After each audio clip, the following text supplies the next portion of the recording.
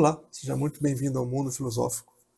No vídeo de hoje, nós vamos ler uma carta que foi canalizada por um dos membros dos Portadores da Luz, agora em novembro mesmo. E é uma carta muito forte, muito recheada de conceitos. Então eu peço para você que está aqui conosco, veja com atenção o que nós vamos lendo e vamos comentando, porque tem muita coisa a ser dita aqui. E ela começa assim: na vastidão do cosmos encontra-se um corpo divino. Ainda que tenha limites, não é este todo o corpo, é parte. O uno se forma pelo todo. A unidade se dá pelo encontro de tudo o que é manifestado e o que não é manifestado. Aquele que construiu esse universo não é o Ser Supremo, é uma superconsciência que fez uso de suas capacidades recebidas do não manifestado para com uma pequena fagulha pudesse dar ideia a este mundo. Se olhar para o hinduísmo, a gente tem a diferença entre Brahman e Brahma.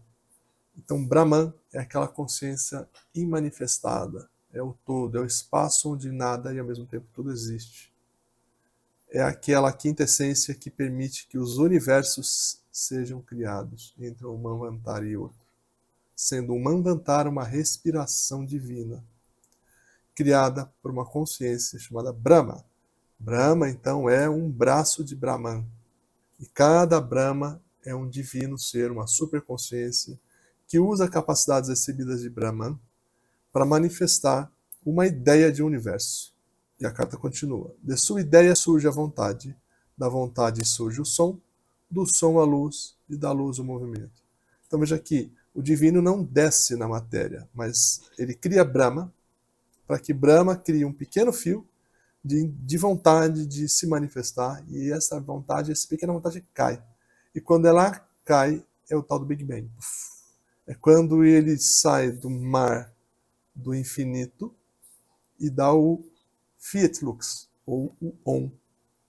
Então, quando ele faz isso, ele pegou a ideia que foi criada antes, que era só semente, que os antigos faziam um círculo com um ponto no meio. Então ele pega a semente, que é uma manifestação de vida ainda por surgir, como uma semente de uma planta. Ali dentro tem todo o código para fazer uma árvore. É uma árvore em potencial não manifestada. Assim é o universo não manifestado, quando ele está em Parabrahma, dormindo. Então, quando Brahma pega a semente, que é a criação que ele mesmo faz, como arquiteto do universo que ele está criando. Então, quando os maçons dizem arquiteto do universo, eles estão dizendo Brahma, em outras palavras. Os cristãos chamam de Deus. Mas olha que coisa, que Deus é infinito, Deus... Então, assim, há uma imperfeição, porque esse mesmo Deus da Bíblia, por ora, aparece como Javé, o Elohim. Então, dá a impressão que são várias coisas. E aqui a gente está tentando destronchar isso com essa carta, né? Então, Brahman é a consciência plena de tudo, de todos os universos. Muitos falam em dois, como o livro de Urântia, são infinitos. Tem mais universos que células de um corpo. E sabemos que um corpo humano tem trilhões de células. Então, a gente não tem capacidade de entender o tamanho desse multiverso. Mas, para que não fique maluco demais, para este momento, seria muito para a gente tentar entender e ficaria muito confuso. Vamos lá. Brahman é a consciência imanifestada, é o silêncio, é o nada. Dele surge Brahma. Esse Brahma, ele é a ideia que concebe a semente, que desenha como se fosse uma estrutura de uma casa no papel, como vai ser o universo. E a partir daí, ele usa as capacidades recebidas de Brahma para fazer essa pequena fagulha. E essa pequena fagulha surge e cria mundos. E essa fagulha magnética, ela se converte, ou ela até é, digamos assim, o que muitos chamam de Fohat, que é o fogo que movimenta, é o que cria tudo que nós estamos vendo.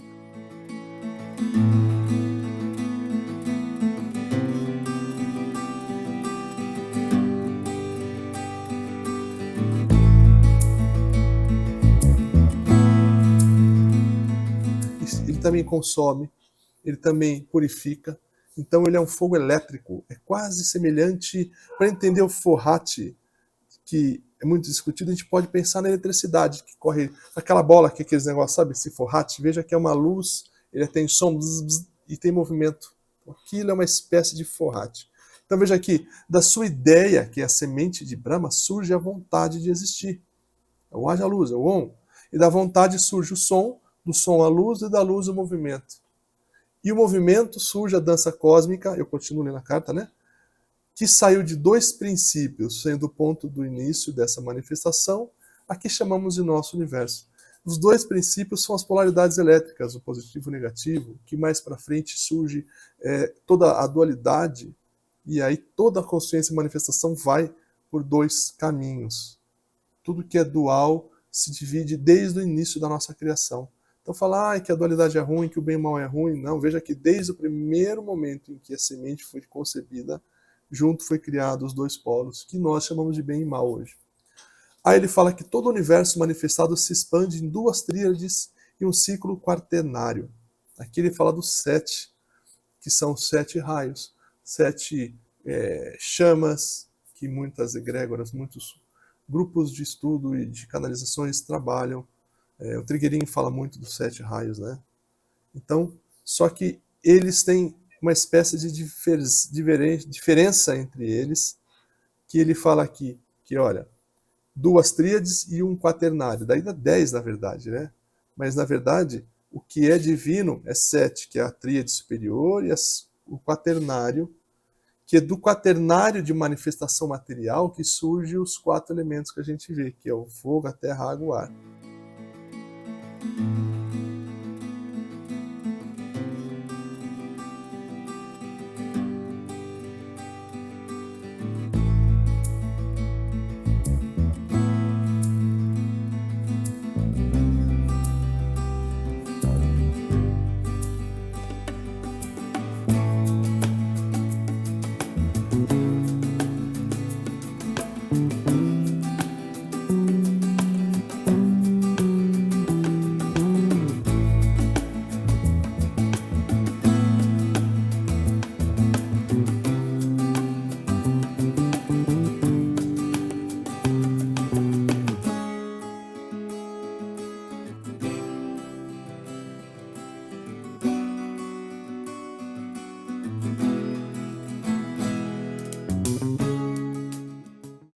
E a tríade superior, ela é a tríade que cria isso. Então nós temos... Bom, vamos aqui adiante, que a gente vai entender melhor. Sendo assim, Deus para criar vale-se da tríade superior e o quaternário que sustenta. Que é justamente no quaternário que ele faz os 4 elementos que a gente conhece, que sustentam essa matéria. Aí ele fala assim, a descida por sua vez se vale do quaternário sustentado, ou seja, a tríade inferior. A tríade inferior é a manifestação de vida neste mundo com esses elementos. É o resultante desses 4 elementos. Então forma um triângulo, um quadrado e um triângulo para baixo, certo? Só que do quadrado para baixo, ou melhor, do quadrado para cima forma a tríade divina de criação e para baixo humana. E aí ele continua. Toda manifestação, portanto, é cétupla. Cada manifestação uma virtude, um raio cósmico. Uma luz, um som, uma pequena separação ótica e sonora do todo. Aqui ele está falando dos 7 raios. Então, a partir dessa manifestação criada que vem a luz do nada, surge o branco, que é o todo, e aí, como um prisma, divide-se em 7. São os raios manifestados, o azul, o rosa, o branco, ou melhor, o dourado, o verde, o rosa, o violeta. São os 7 primeiros, que depois a gente vê que se distribuem em mais 5, que são 12, e depois a gente vai descobrir que já se fala em 49 raios, para completar toda a sequência angélica de raios que a gente trabalha com Chuans. Mas de qualquer forma, vamos lá. Então, ele continua falando o quê? Assim é também a árvore da vida que sustenta a vida manifestada. A árvore da vida está invertida, assim como o enforcado do tarô, que vê o mundo de ponta cabeça, pois a nossa existência é a parte de baixo do triângulo que vos forma. Então veja que o enforcado está de ponta cabeça, preso pelo pé. Justamente simboliza a raiz, a vida. É o contrário que a gente olha, pensa que a pessoa está morrendo. Mas está justamente dizendo isso, essa carta, e aqui também a carta do tarô e essa carta. Que o que é humano está invertido, como se nós estivéssemos a imagem espelhada de Deus, mas invertida. Nós vivemos de ponta cabeça, de acordo com a estrutura cabalística, né? E o segredo é a gente inverter esses polos para que a gente possa voltar a ser divino. E aí ele fala assim, olha, o que nos cabe então fazer é viver e pensar como o divino, mas não mais sugando, não mais recebendo, mas servindo, não mais consumindo, mas iluminando, vivendo o contrário. E por viver o contrário, aqueles que assim o fazem são julgados, humilhados e, por fim, expulsos desta realidade. Olha que interessante, hein? E isso não se dá apenas por falta de capacidade e consciência daqueles que estão aqui manifestados, mas é também por uma questão de polaridade magnética.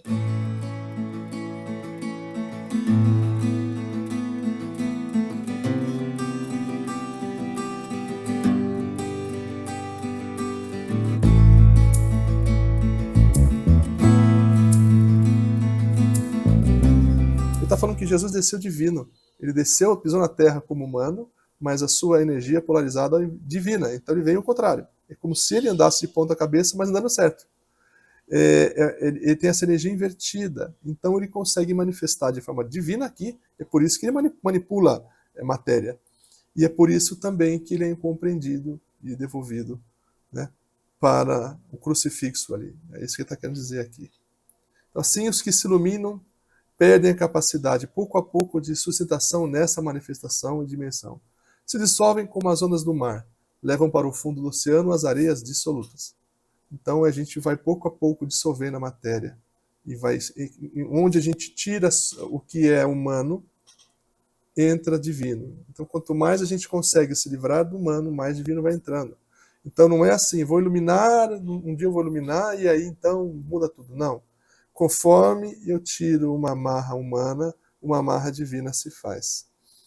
A gente vai pouco a pouco no nosso corpo todo, que a gente não consegue ver hoje, a gente enxerga essa matéria, mas nos outros corpos eles vão se transformando em divinos, pouco a pouco. Então veja que a evolução ela é degrau, e não apenas... a iluminação não é um dia que você acorda é eureka, né? Ao despertar também. Então veja que é um processo contínuo. Não vai ser um dia acordar, iluminei. Não vai ser assim, né? Seguindo aqui ele fala, compreender isso nos ajuda a perceber que a nossa realidade é a manifestação inversa da criação. O retorno para o divino é justamente explorar as nossas potências luminosas de forma crística, e para tanto temos que superar nossas potências humanas. Eu acho que eu adiantei um pouco aqui a leitura, como eu acabei de dizer, né? E ele continua falando assim, a gente não deve desperdiçar as potências humanas simplesmente porque tirando coloca o humano, coloca o divino, não funciona assim. Esvaziar significa explorar até o máximo, ele chama de potência. O que é potência? É justamente eu pegar, né, e rodar ao máximo, ou seja, explorar ao máximo tudo que eu tenho que explorar dentro de cada uma dessas virtudes. Então as potências humanas, ele fala, são valiosíssimas, importantíssimas. Afinal, o não manifestado deixou que parte de si mesmo, caísse na criação para poder experimentar o desconhecido, como uma aventura, um sonho, um pensamento, uma respiração brahmânica.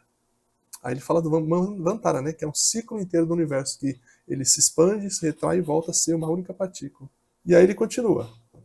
Cabe a nós, portanto, superar a matéria para então dissolvermos parte de nós mesmos nas águas do infinito, as mesmas águas do firmamento, da criação deste mundo.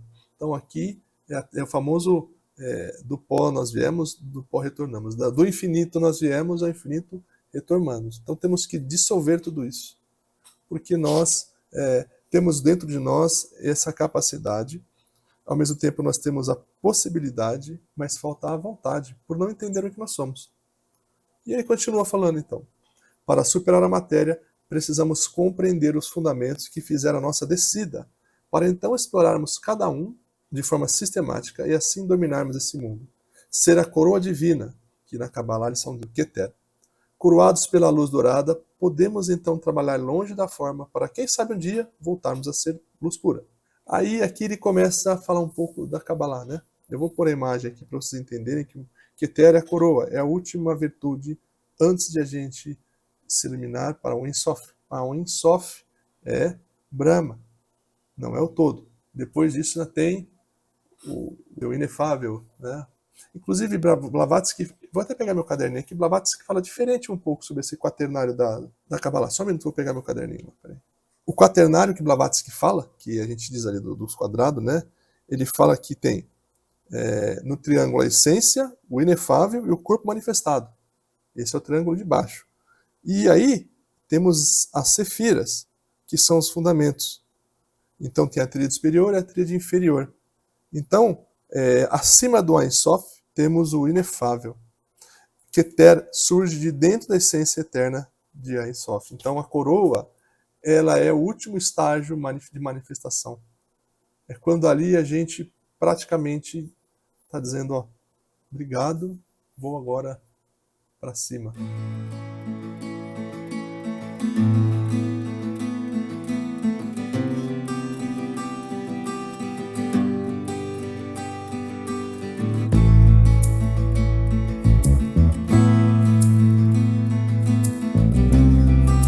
Então aqui ele fala assim, seguindo, né? A parte superior da tríade, que nas filosofias se manifestam cada qual sobre o seu entendimento cultural e épico, não são tão mitologias assim, mas chaves que abrem as portas para o nosso retorno. Aí ele continua.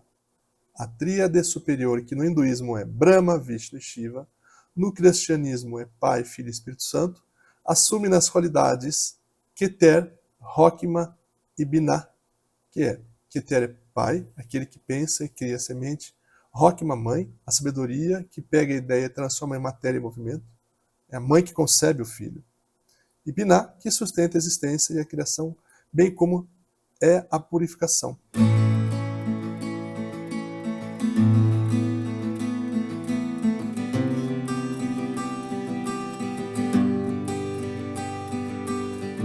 Então, para o cristianismo, Pai, Filho, o Filho é a criação, o Espírito Santo. Já no hinduísmo, Brahma, Vishnu e Shiva se parece mais com essa versão nossa aqui da Kabbalah. Por quê? Porque Brahma é a mente universal, seria o Keter. Vishnu e Shiva são criadores e são aqueles que julgam, os que purificam e até destroem o que está manifestado. E aqui também acontece então em Rokhma, Keter e Binah. E aí ele fala que o quadrado sustenta a descida, que é Gevurah, que é o julgamento, Hesed, ou Chesed, que é a misericórdia, e Tiferet, que é a beleza, e Yesod, a fundação. Então, esses quatro fundamentos é que sustentam o pensamento, e aqui trabalha-se no reino elemental.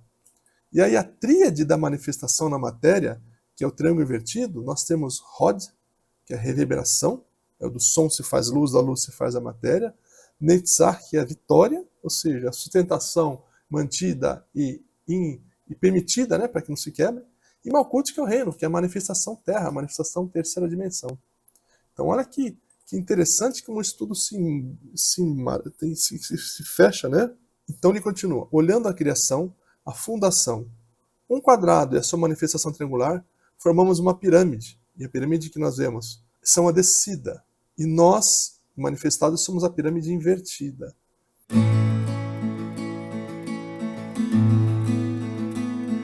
Por isso que alguns acham que, se escavar as pirâmides, pode ser que elas sejam embaixo também. Tem a pirâmide invertida, ela continua, e alguns creem nisso. Né? Mas, na verdade, a pirâmide ela manifesta a ideia da criação de Deus. Então, ela simboliza isso. Então, por isso que não tem a inversão, porque ela não simboliza toda a criação. É a criação reverenciando aquele que o cria, né? A criatura reverenciando o Criador. Então, se formarmos um desenho tridimensional sobre essa estrutura, temos duas consequências. O Merkabah, que é a imagem e semelhança de toda a estrutura criada por Deus para a matéria. Então, é tanto criação como criatura. Então, é a manifestação do universo como um todo. A gente usa o Merkabah para dizer isso. Ou ainda, duas pirâmides que, quando elas se fundem até um certo ponto, se você projetar a luz, a sua sombra bidimensional forma uma estrela de 6 pontas. E essa geometria que nós estamos falando representa o som da criação, que é o Om. Então, quando tomamos o Om, estamos cocriando esta forma. Então, a vontade de Deus se manifesta por Om. Quando nós falamos Om, em outras palavras, estamos dizendo, estamos aqui suportando e auxiliando para que se faça a vontade da criação e da manifestação divina. Então, o Ituaron, então, acima de tudo, é auxiliar as forças criadoras a manter viva a manifestação e a purificação. E aí continua dizendo aqui que um é movimento, um é criação, um é amor divino em forma de som e luz. Então, dominar os fundamentos da árvore da vida, aqui ele continua dizendo, é superar os obstáculos espirituais da existência da matéria. Descendo pelos fundamentos, a gente densifica os seres. Então, para densificar, diz assim, os seres de alta vibração se fazem densos por esses fundamentos. Então, eles invertem os fundamentos para descer.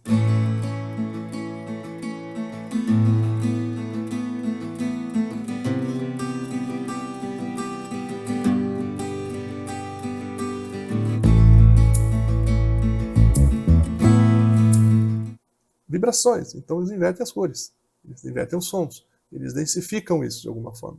E para voltar, eles abrem as chaves de cada um desses fundamentos e colocam eles em equilíbrio e sobe. Então, de Malkuth a Keter tem uma jornada, a jornada do herói, que cada um de nós tem que fazer para evoluir e voltar a ser uma manifestação de luz, luz pura.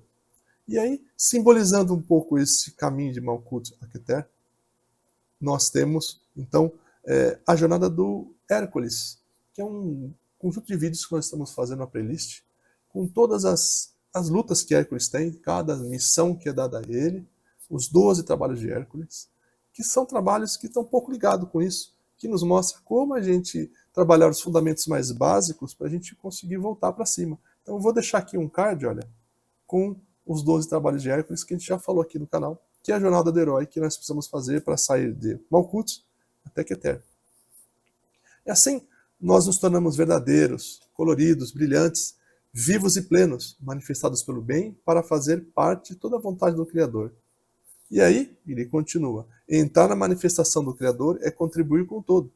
Contribuir com o todo nos abre a perspectiva de participar de iniciativas maiores, aquelas que somente consciências elevadas conseguem participar. É perceber grandiosidade da criação, desta consciência que anima a tudo que existe, Anima Mundi. Esta consciência que criou os Kumaras, Rishis e outras consciências que pela descida criam o espírito que nos anima. Então, os Kumaras são as primeiras criações de Brahma, tem os 4, né? Que acho que é Sanat Kumara, Sanandan Kumara, enfim, os hindus falam de 4 Kumaras, que são forças divinas, que depois delas criam-se os Rishis, e assim vai criando toda a estrutura a chegar no homem, né? Então aí você pega, em outras filosofias, tem reino angélico, divino, né? E vai descendo. Então cada cultura fala de forma semelhante com os nomes e da sua época, da sua mão de compreender. E aí ele continua. Esta estrutura permite que tudo se manifeste e seja perfeito. Assim, nosso papel é descobrir em que ponto desta missão cósmica estamos, qual o fundamento precisamos trabalhar, de que forma devemos fazer isto, e então poderemos partir para a próxima etapa, rumo ao finito, desconhecido, mas inevitável. Olha, gente, eu até tenho que dizer um pouquinho uma coisa muito importante aqui. Se a gente não conhece nossa missão cósmica, nós temos um problema muito sério, que a gente está vagando aí pelo mar de situações, e o livre-arbítrio aí deixa de ser uma ferramenta de ajuda de evolução e se torna um problema mais sério. Porque ele é uma pá que você pode construir um castelo, pode afundar mais ainda. Então nós temos que saber lidar com isso. A numerologia, o mapa astral, os tarôs, existe um trabalho que pode ser feito para descobrir qual é o número de fundamentos que você precisa trabalhar no momento que você está. Acho que é interessante saber isso, porque aí você estudando a Kabbalah, estudando a árvore da vida, vendo que fundamento se encaixa, e eu coloco um pouco disso também nesse texto, você vai conseguir saber qual o fundamento que, nesse momento que você se encontra, precisa ser trabalhado para você seguir para os próximos uma iluminação. Devemos aproveitar a estrutura cósmica que se manifesta no planeta neste momento, pois é propício para aqueles que buscam a sua evolução. Ninguém virá te ajudar, não vai aparecer nada para te salvar, senão você mesmo. O livre-arbítrio é para os dois lados, tanto para fazer escolhas quanto para assumir as consequências. A gente falou um pouco disso agora, né? O livre-arbítrio pode ser a nossa salvação, como pode ser o nosso maior problema. Porque essa liberdade, ela é boa quando você sabe o que fazer. Quando ela é livre da responsabilidade, ela se torna um fardo. Então a gente tem que aprender a lidar com isso. E para isso entender a nossa missão. Por isso que Jesus diz aquilo que acho brilhante: conheça a verdade, ela te libertará. Não é que a verdade é como um prisma, depende do lado que você olha, ela se manifesta de uma forma. Então a gente precisa completar todas as faces desse triângulo para a gente evoluir, né? E aí ele diz assim: é a partir da misericórdia divina que temos uma mínima possibilidade de receber ajuda. Mas essa ajuda não é ativa. Nós a chamamos de oportunidades. Oportunidades de você mesmo fazer acontecer. O Cristo não retorna para a terra, ele vai se manifestar em cada um que souber abrir o seu coração para ele entrar. Aí é o que Samana, ou Jesus, diz em Apocalipse 3:20. Eis que estou à porta e bato. Se alguém ouvir a minha voz e abrir a porta, eu entrarei em sua casa, e com ele cearei e ele comigo. Em outras palavras, se estiver pronto, o Cristo se manifesta e assim se torna uma consciência crística manifestada na matéria, cumprindo o plano evolutivo. A porta é o chaga cardíaco, e a ceia é a luz que alimenta o espírito. É a luz pura que entra por um corpo purificado, cristificado. Então, toda manifestação consciente está recebendo a oportunidade de evoluir espiritualmente, cada qual com a sua capacidade, disponibilidade e disposição. Disposição é muito importante, né? Porque a pessoa está pronta, às vezes, ela tem essa capacidade, tem a possibilidade de fazer, mas ela não quer, ela não acordou para isso. E aí o livre-arbítrio se torna a sua maior prisão. Mas enfim, seguindo e terminando a carta quase, cada um tem o seu objetivo. As oportunidades vêm e vão, mas não se repetem. Aproveitem cada segundo desta emanação, pois esta conjunção de fatores que criou este agora pode não ocorrer tão cedo, talvez nunca mais. Cada momento é único, não se repete. O rio não passa duas vezes pelo mesmo veio. É o mesmo veio, mas a água é outra. E assim é. E assim a carta se encerra. Eu vou apenas fazer um pequeno comentário aqui. Nós estamos no momento ímpar do universo, do planeta Terra, como a gente tem falado muitas vezes, e todo mundo está divulgando em todos os canais. Então não é nenhuma prioridade ou breaking news nosso dizer que nós estamos no momento de divisão de águas, no momento de alteração cósmica, de vibração, de tudo mais. Então, a mensagem mais importante de tudo aqui é que nós temos que rapidamente entender o nosso propósito e assumi-lo o quanto antes. Porque essa energia que chega à Terra, que potencializa nossas potências, nossas capacidades, podem ser usadas para que a gente possa evoluir mais rápido que o normal. É uma oportunidade de salvar mais almas para que a gente possa evoluir mais. Então, é a misericórdia de Deus batendo em nós, nas palavras mais simplificadas. E se a gente deixar passar isto como uma brisa, não sabemos quando teremos essa oportunidade de novo. Às vezes, a gente perde uma oportunidade que ficou ali vigente por alguns anos em nossa existência, mas para acontecer de novo pode levar alguns séculos. E aí é um prejuízo incalculável para a nossa realidade. Para o todo divino, o prejuízo é mínimo, porque o que é 1000 anos para uma coisa que dura bilhões e trilhões de anos? Mas, para nós, o que é 1 ano, 2 anos, é muita coisa para a nossa realidade. Então a gente não pode se dar o luxo de sentir algo, receber um impulso cósmico e simplesmente falar, tá bom. Muitas vezes ele vem através de um cansaço, de uma tristeza, de uma irritação, de uma dor de cabeça. O que a gente faz? Toma um remédio, melhorou. A gente não para pensar o que é isso. Porque lembre-se, a gente já falou em outros vídeos que nosso corpo não sabe lidar com essas novas sensações. Nossos sentidos não sabem explorar esses novos sentidos, os nossos sensores não sabem lidar com esses estímulos que estão chegando de luz, de som, de vibração. Então nós acabamos que, quando chega, se nós não sabemos lidar, o nosso corpo ele reage de forma equivocada, vira um ruído, então vira uma dor, vira uma irritação, porque é uma energia que a gente desconhece. Então trabalhar na lei da neutralidade para ser neutro, olhar de fora e tentar entender isso, vai começar a nos treinar a olhar para essa energia, essas vibrações e saber trabalhar elas. E perceber que é aí que está o desconhecido que está batendo na nossa porta.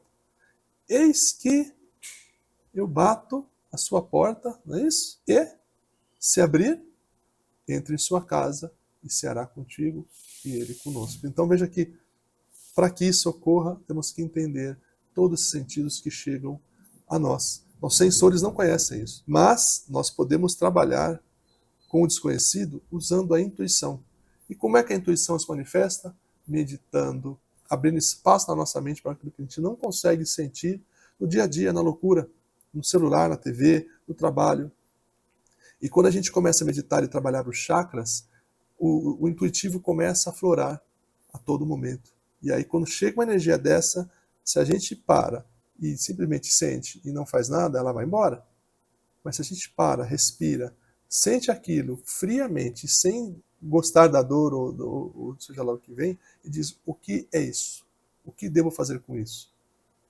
Trabalhar esse sentimento. Quando você aprender a lidar com ele, e ele vier de novo, essa vibração já lhe é dominada. Então você melhorou o seu sentido. Seus sentidos agora vão entendendo essas vibrações e você vai sendo guiado pela luz que chega aqui para que nos tornemos os seres cósmicos. E é isso, gente. Eu espero que vocês tenham gostado.